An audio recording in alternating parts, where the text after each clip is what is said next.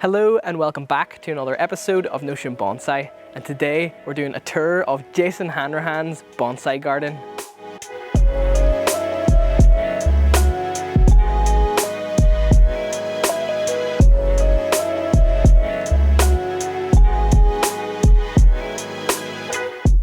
Hi there, I'm Jason and welcome to the Bonsai Garden. I've been doing bonsai now for probably about 5 years, and today I'm going to give you a tour of my garden and show you my bonsai trees.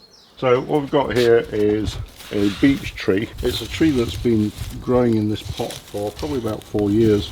And one of the problems was that although it's got quite an interesting trunk, it was missing branches on this side. So in my first attempt at grafting, I've tried to thread graft a branch through the side of this tree. Oh yeah, okay. Next to that I've got various trays of seeds.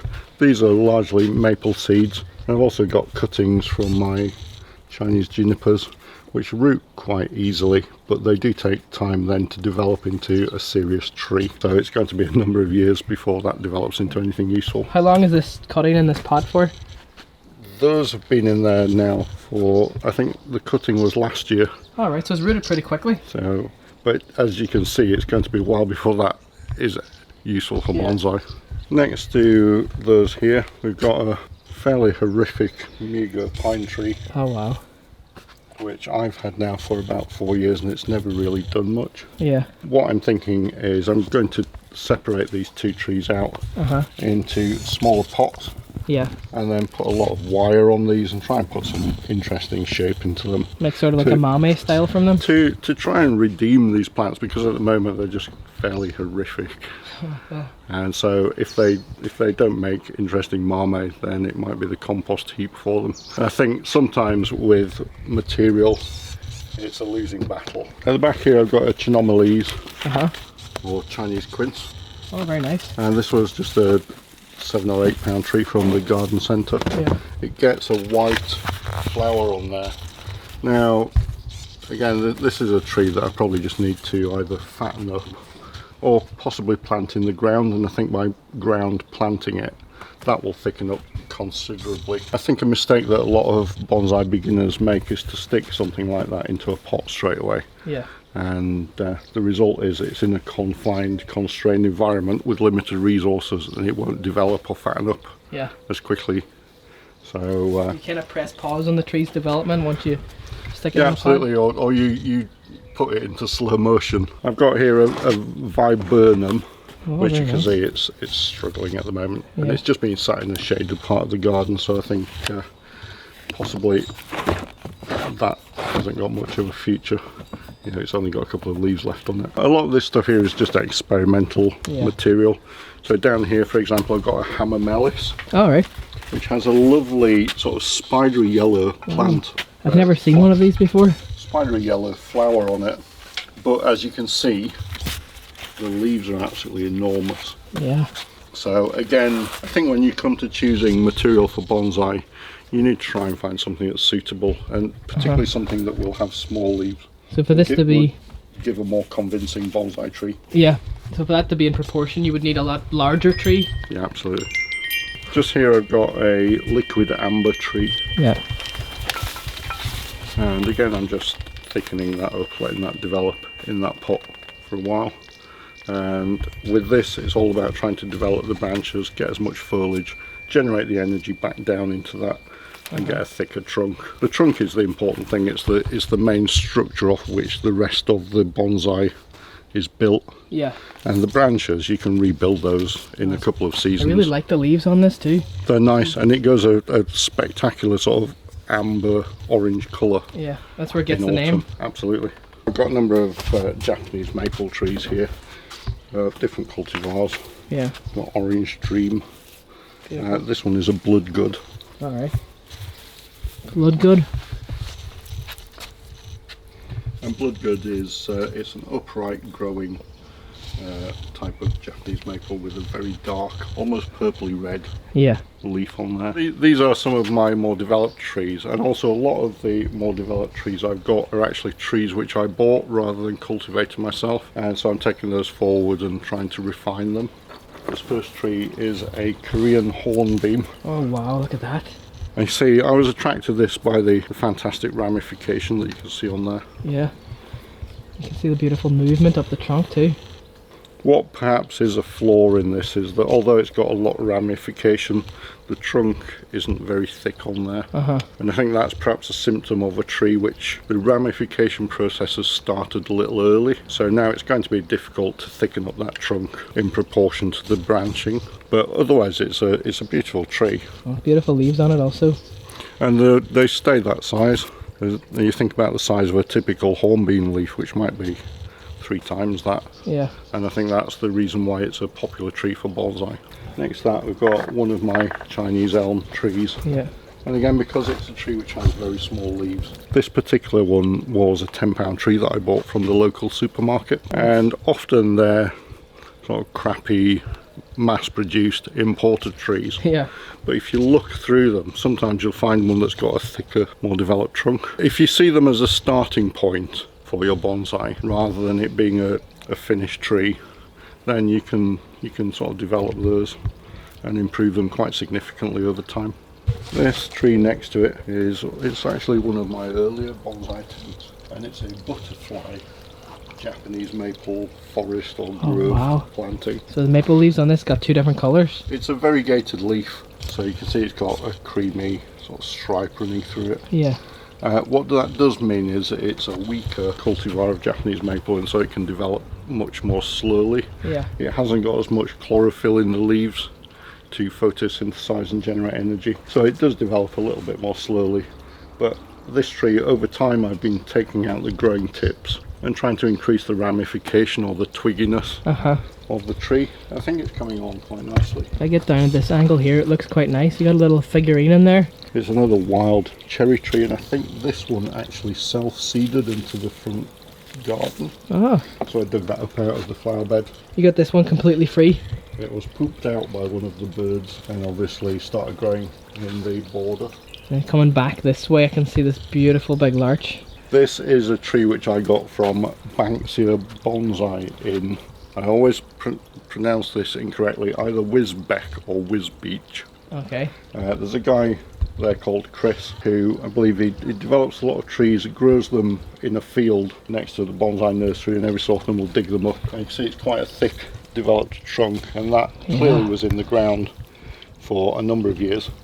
Yeah. Just at the top here you can see there was a trunk chop to give a bit of taper. Oh yeah, I can see in there. And you can see that there's been quite a lot of growth in there. This would have like a spear shape profile. That tree now in summer is ready for a bit of a prune, and because it's a refined tree, I'm not necessarily looking to develop the ramification on that, just to restore the profile of the tree really. As you'll probably see, I much prefer the smaller trees, so the Shogun and Mame trees are really my thing. Oh, wow. This one's a little bit crispy at the moment from the hot weather we had, but it's a Trident maple. I love this sort of burnt orange pot that it's in, and just the way that the roots flow over that rock. So that was probably buried to this point here for many years before it was finally revealed. And you can see if I just gently lift out, the roots have developed down into the soil. Oh, it's so healthy too. It just needs some of these burnt leaves cutting off, and it will leaf out again. There'll be a second flush of leaves, and that won't be a problem. Oh, these pond baskets are great. The pond basket, because of the perforations on the side, means there's lots of aeration and it drains well, and that helps encourage the roots. So those should develop nicely, and that should help the tree thicken up. This large tree here it's a Trident maple that I saw on the All Things Bonsai website, and what I wanted was some kind of project tree that I could work on. And when I saw it on the website, I immediately saw it as 2 separate trees, and so I put an air layer in there. And the idea is I'm going to have a conical, sort of typical tree at the top there, but from that point below I'm going to have more of a cascade with flowing branches. And so I'm turning that one tree into 2. Very nice. I really like the pot it's in too. Is that ceramic? It is, Nice. So we're on to my main bonsai benches here, and first of all, the bonsai benches themselves are cheaply constructed out of these dense hollow breeze blocks and just deck boards. And because I've got the wall behind as well, I've got another raised set of deck boards just behind that, which gives me a split level effect. This tree is a Katsura Japanese maple. Oh wow, look at that. And I put that into a shallow basket for probably the first 2 years of its life that I had it. Right. And the idea is that the shallow pot meant that the roots spread out, but also there's plenty of aeration in there. And the result is we've got nice thickening up roots, and the beginnings are a really nice convincing Nabari on there. Yeah, I would say you built this tree from scratch, really, then? Yeah, quite possibly. So you just bought the material and then built the tipper and ramification from there? Yeah, and I had to rebalance some of the branches as well. I think there was a quite heavy branch on one side, and by cutting that back and reducing the foliage feeding into that, I've got a more balanced shape to the tree. Oh, very nice. And in terms of developing ramification, I'm just cutting out the growing tips of the branches, which forces the buds further back to then sprout out and form a ramified branching structure. That's a Chinese juniper, which was one of Corin Tomlinson's lockdown project juniper trees during COVID. He's from Greenwood Bonsai? That's right, yeah. Put that in this Tom Butterworth pot. Is this Itoigawa? I couldn't definitively tell you what type of Chinese juniper it is. It's got a very sort of dense dark green foliage on there. Here's another Chinese juniper, and you can see the difference in foliage between those. Tom Butterworth is a favourite potter of mine. He does great Shohin bonsai pots, and I mean, just look at the detail of the ginkgo leaves on the feet there. Oh wow, so lovely texture on the bottom too, like the dimples. Yeah. Would you say the pot in bonsai is just as important as the tree itself? Right, I think the tree's more important than the pot. Yeah. But there's an artistic matching up of the two. The pot really is a frame. If you imagine the tree as a picture, the pot is the frame for that.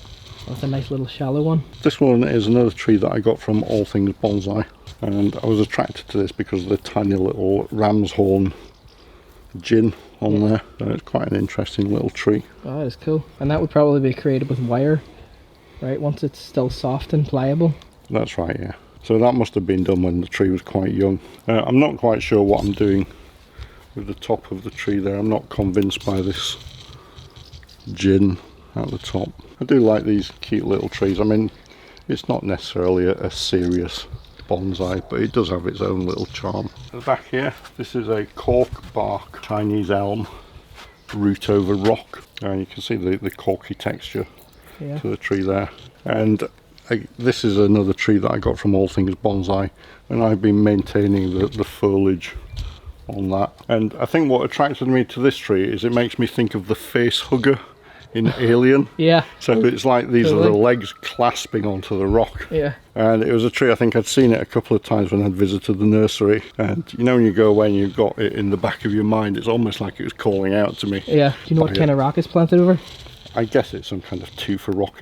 It's quite porous. Yeah. Like a lava rock almost? Yeah. This is a larch tree, and I bought this from the Doncaster show. To me it looks like there's a little bit of a void here. And so I might need to address that by positioning some of the branches here just to fill that space in. Oh, I can see it here from the front now. Yeah. I know what you mean. And the pot it's in also is quite a nice pot. Oddly, I think it's the only rectangular pot in your whole collection? In my whole collection. I love how sharp the edges are. It's really pronounced. I was quite drawn by the surface roots on this as well. Yeah. Oh. It gives it a nice sense of stability. These are Cotoneaster. One of the nice things about Cotoneaster is you get this lovely little leaf on them, and you can see it's quite speckled. It's beautiful. Oh, very nice. And then in autumn you get an orange berry forming on there, which stays on the plant over winter. So it's something nice to look at. And also it's an evergreen plant, so it tends to maintain the leaves. But what I wanted to point out is I paid £25 for one of these, and one of them is a cutting. Oh my goodness, okay. So you have to try and guess which is which. I wouldn't even know the difference, Jason. So that is the tree that I bought. Okay, £25. And that is a tree that I just took from a cutting from. This one looks more developed. Plant. Yeah, so it just goes to show you, I mean, that perhaps is about 2 years from being a cutting. Yeah, so that's crazy. Develop something that's more developed than that in that short period of time. This here is your typical sort of Picea Christmas tree type bonsai. Dwarf Alberta spruce. That's it. You find the wire on them, once you unwire it, it sort of all springs. I find them really frustrating to work on because you can leave the wire on for 2 years, take the wire off, and it immediately springs back to how it was. Yeah, I think But I've managed to get a little bit of shape into the trunk there. So as I turn it round, you can see it's sort of got that classic S shape. Yeah. And on some of the branches. But because I've had to leave the wire on there, you can see it's also got some wire scarring in there. I think this particular species would lend itself more to clip and grow than wiring because of the whole springiness of the branches. Well, you're not necessarily then going to get, you know, the nice zigzaggy shaping in the branches. It'll probably take quite a while to get that to develop. So it's got a nice shape as it is. It's got a lot of weeds in the pot. I need to get rid of those. But the pot it's in is a pot from Hinata Ceramics. There's a lady called Elizabeth Cruttenden who's a ceramic artist who sells her pots on Etsy. They're great sort of pots for shohin and marmee trees, so it's definitely worth having a look on Etsy. Here's one of my favourite trees, and it's a stumpy silver birch tree. And again, I love these small trees, and it's a bit of a sumo tree with this big thick fat trunk. There's a bit of an uro sort of deadwood feature in the front. It's not often you see a silver birch with leaves that small. No. With this, normally they'd be like twice the size. This deadwood feature, I've treated it with super glue. Alright. To try and weatherproof that. And also I brought the hole here, just lowered it down so any rainwater is going to run off that rather than sort of sit in the middle of the tree and cause it to rot. And then behind it, is that a branch you've just let become the new leader? Up here? Yeah. So this composition is one that was inspired by the one that Nigel Saunders did with his friend Jonathan Ariston, and there are about 11 trees in there. Oh, very nice. And I really like the little deer you have. They really add to the whole composition. And I cut them back after planting them in the pot and then let the branching start developing up. This particular tree is a replacement for a tree which the initial tree I put in the pot, and after I'd done the cut it started having shoots coming out of it, and I picked one of those as the leader, put wire on to guide it upwards, but didn't remove the wire in time, and the wire cut into the leader. Strangled it, and that tree died, and so I've had to find a replacement, which is this tree. So it's going to take a couple of years for that to catch up with these other trees. That's cool how in a forest, if one tree dies, you can just swap it out for another one like that. Well, I effectively just did a wedge cut in there, like cutting a slice of cake, and took that tree out and put a replacement in there. Very nice. And it didn't harm any of the other trees, they all look quite fine. Now this tree is another Picea, your typical Christmas tree bonsai. As you can see here, I've managed to manipulate that into quite a unique lure growing bonsai tree. So if I compare that with the more typical Picea shape, I'm quite happy with the shape of that and how that's turned out. And the pot it's in is very unique. Look at this design on it. It came from Turn Bonsai Ceramics on Etsy. I think he's a UK based potter, and again he developed some really lovely bonsai pots. I think it's really great to see trees, especially like these ones here, at this stage of development where it's not like a tree that's in training anymore. It's like more refinement, where like they're almost finished. I think it needs some development on the pads and just sort of tidying up a little bit. Perhaps a bit more wire just to place and position more accurately some of the branches and sort of create some of the negative space in there. And where would the front be on this one for you? I think I've always had that as the front. Oh, nice. I like how it's leaning to one side too, the composition of the pot. Well, if you imagine that was initially just an upright typical Christmas tree shape, and it's been manipulated into this more unique shape. It's some transformation. And how long have you been working on this one? That again, probably about 4 years. Oh wow. This is another cork bark Chinese elm, and to me I always think this looks like a tree that might be growing in a swamp. Corkbark Chinese elm get quite sort of twiggy, and occasionally I have to go in and perhaps remove every second branch Yeah. just to allow the light to get back into it, Yeah. because they're so vigorous, and if you crop that right back, it just bush right out again straight away. This tree is a chocolate birch. So what would be the difference between a chocolate birch and a silver birch? Just literally the colour of the trunk. If you look in there, it has more of a sort of brown colour to the bark. And you can see it's got the striations in it already, which indicates it's an older tree. So it will pretty much remain that colour. Very nice. And I'm just really, with a little bit of wire on the ends of some of these branches, just starting to train that down to give it sort of weeping look. And this is another beautiful Tom Butterworth pot. Oh wow, yeah, you can see that he's got that unique style of them dimples. And there's all sorts of colours in here as well, sort of browns and greens. And if you catch it in the sunlight as it turns, Yeah. on one of the sides there's sort of a flash of gold Oh wow. in there as well. It's really, really unique. The rest of the trees down this end are probably less refined. Yeah. So a lot of these are, there's forests in here. There's a crabapple which is in development, and a couple of maples in the end. And I'm just fattening up some of these, and these are all sort of trees in development rather than refined trees. So over here we've got a couple of monkey pole display stands with a couple of forests on there. I'll show these in detail. Okay, cool. So this is an orange dream forest with 5 trees in there, Yeah. planted in a ceramic pot. Uh-huh. I had a tree at the back here die off, and so again I did sort of a wedge cut, took that dead tree out, put this replacement tree in there, which seems quite healthy. It's grown quite vigorously and needs trimming back a bit. And these orange dream are quite easily accessible too, aren't they? Yeah, you can just get them in the local supermarkets and most garden centres. There's a branch just on this side here that appears to have died off, so I just need to trim that out. And perhaps train this other branch across just to fill that void. The trees cost £3.50 or something from the local supermarket, and I put this together 4 or 5 years ago. Wow. And these wire you've got between these, why is this here? This is here mainly to hold this new tree in position relative to the other trees in the pot. Uh-huh. So you see it's not secured very tightly there, it's just really to make sure that it maintains the spacing between those trees Oh, cool.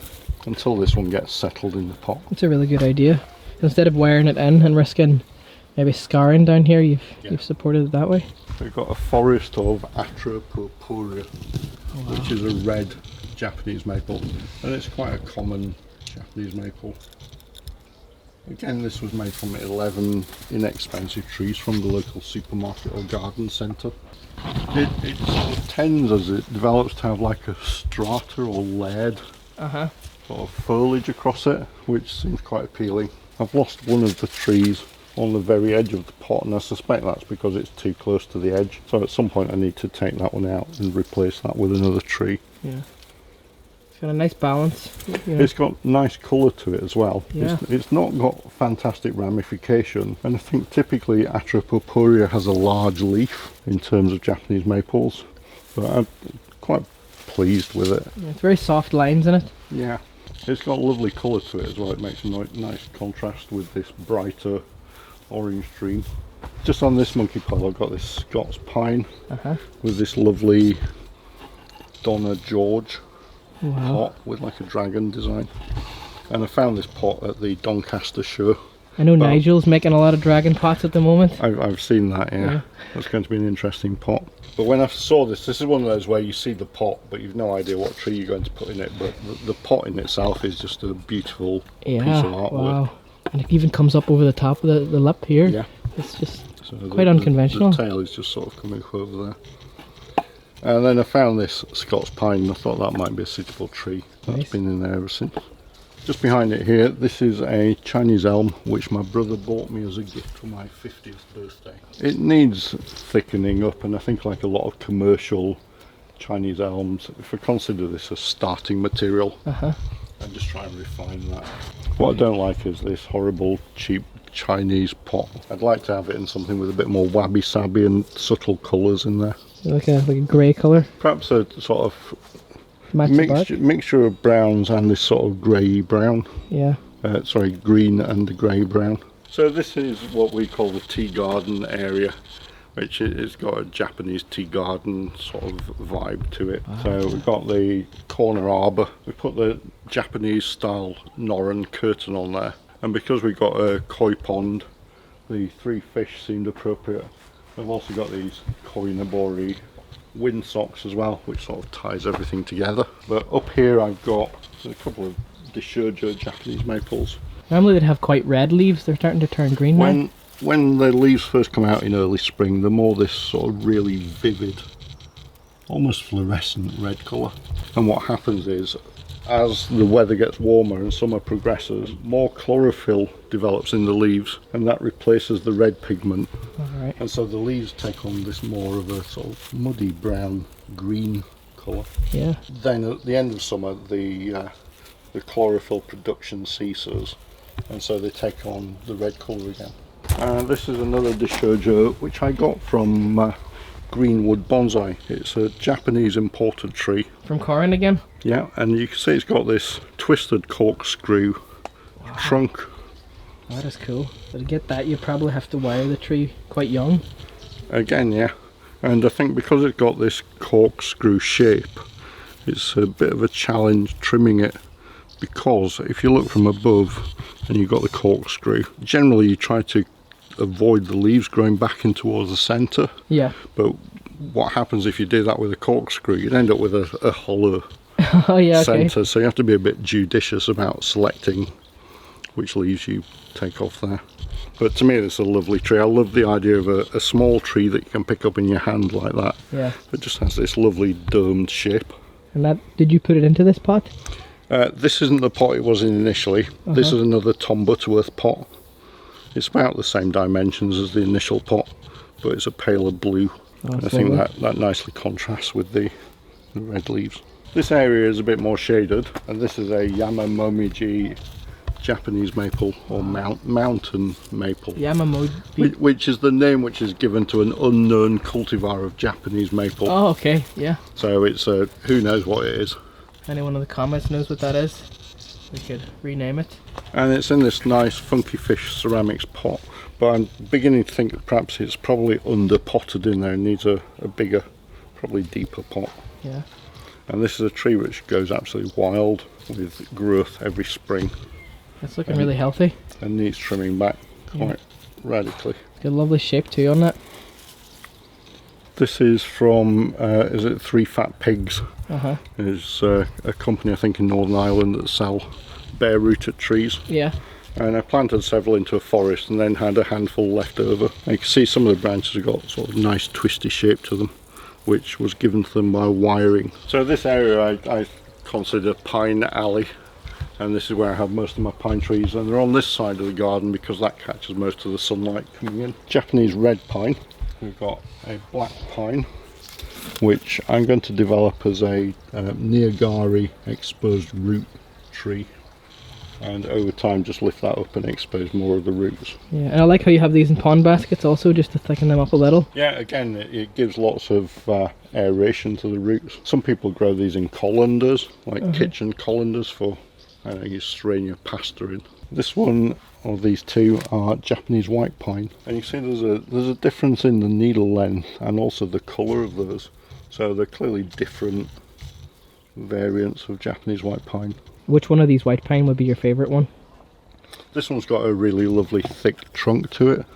You see the sort of aged appearance of the trunk there. Yeah. And although it is grafted, it's very barely noticeable. Well, it's almost certainly on Japanese black pine stock. Yeah. Which is why the trunk is more rugged. It's a very good graft. I've seen some nasty pine grafts before. It needs perhaps thinning out or wiring just to position some of the branches a bit better. And this one has got lots and lots of little flowers on it, and the needles are quite a lot smaller than on the Japanese black pine, for example. I've got a weird Mugo here. Wow, that's doing look at all that. sorts of things with the new needles. Different coloured new needles. Yeah, I'm not quite sure what I'm doing with this tree. Do you know the genus name of it? It's a Palmita. Alright, never heard of this one before. That's so unique looking. It's a dwarf Mugo pine of some kind. Yeah. But I think sometimes when you get new trees, it's a case of you sort of study its growing habit and leave it for the first year. Yeah, Just to get used to how it's growing. So this tree is a Japanese black pine, and it's a partially developed tree. If I rotate that around, you can see the... a lot of movement back and forth. I'm trying to thicken that up with this sacrifice branch. Well, there's still a couple of years in that to get it to a sort of typical nice domed black pine tree. So for anyone that's new to bonsai, what is a sacrificial branch? It's a branch that you would grow purely with the intention that it puts on as much foliage as possible to bring as much energy into the tree, and that's going to thicken up the tree at that point. And when I'm happy with the thickness of the tree, I'll take that branch off, Sacrifice it? either in its entirety or at least part of it, and that will reduce the amount of foliage that's then on there, because it's done its job. This here is a Satsuki azalea, or Satsuki azalea, which I got from Greenwood Bonsai. Oh yeah. And you can see the Satsuki azalea has a combination of different coloured flowers on the same plant. So in this case they're a combination of this sort of hot pink and white. Yeah. So you've got a pink flower there, bits of white on it. You've got a white and pink flower there. Yeah. You've got an almost white flower. And did it come in this like cauldron pot, or did you put it in this? No, this is one that I bought to put it in. And that's a Chinese red river clay. Oh wow. Or Zisha Very ceramic nice. pot. It's got this lovely sort of food dog or lion face on the front of it. Yeah, and I know azaleas love a little bit more root space, so that's perfect for it. It's planted up in Kanuma, Yeah. which is a more acidic soil that azaleas prefer. Yeah, and it's super healthy too. The green on the leaves just tells me that's really healthy. Normally they kind of go kind of a brownish yellow colour. Super green colour on there. What's odd about this year is we're now in the middle of June, Yeah. and typically azaleas will flower in May. They're known as sort of the 5th month Yeah. plant, and I think because of the odd weather we've had last year and into this year, I think that's just responded by flowering late. So this tree is the prize of my collection. It's a crabapple tree. This tree I bought from Heron's Bonsai, and it's one of the larger and probably the most developed of the trees in my collection. And if you look at it, it's got this incredibly sort of gnarled, craggy trunk, nice ramified branching, and these tiny little apples which are developing. And each of these would have been a flower back in April. And what colour of flowers does this have when it does bloom? It has a predominantly white with a hint of pink in the centre of the flowers. Oh, very nice. So back in April this was just a cloud of white blossom, Yeah. and these crab apples, as the year develops and into late autumn and winter, will turn dark red. It's really something to behold, because the apples will remain on the tree after the flowers have dropped. Yeah. And then- Sorry, the apples will remain on the tree after the leaves have dropped. yeah. Oh, so it will just look like a little sort of like a Christmas tree with all little ornaments Yeah, hanging. it's lovely. Yeah. I've actually been round and I've probably removed about half of these little crab apples, Wow. just to try and conserve the energy of the tree. And if you imagine twice as many of those which were actually the blossom, Wow. it was literally just a cloud Beautiful. of white blossom. It's got a lovely nabari too at the bottom. Do you know what kind of crab apple this is? I couldn't tell you To me it looks definitively. like a Nagasaki crab apple. I think I've had a look at the blossom on one of those online, and it does match what the flowers look like on this one. Yeah. The Nagasaki? So I couldn't say with 100% certainty, but it's got that coloration to it. Yeah. And the leaves on the Nagasaki I have are quite similar to this. They have sort of like that, like an arrowhead sort of shape to it, Yeah. instead of it being sort of round like your average apple tree. So that's my collection. I hope you enjoyed looking at it and learning about the trees, and thanks for watching. And on that, I'm going to end off this video right here. If you enjoyed, please be sure to leave a like down below. It really helps out the channel a lot with the YouTube algorithm. Thank you very much to Jason for allowing me to do a tour of his bonsai garden. And let me know what you thought of Jason's garden down in the comments below. Remember to subscribe to my channel if you haven't already, and hit the bell to get updates from whenever I upload a video. And if you haven't already, go check out Jason's channel. I'll leave a link to it in the description of this video. If you would like to support me and the things that I do on this channel, hit the thanks button down below. And if you would like to stay updated on all the things that I do off camera, please follow me on Instagram. It's at Notion Bonsai, and you'll be able to see all the things that I do on there. But on that, thank you so very much for watching.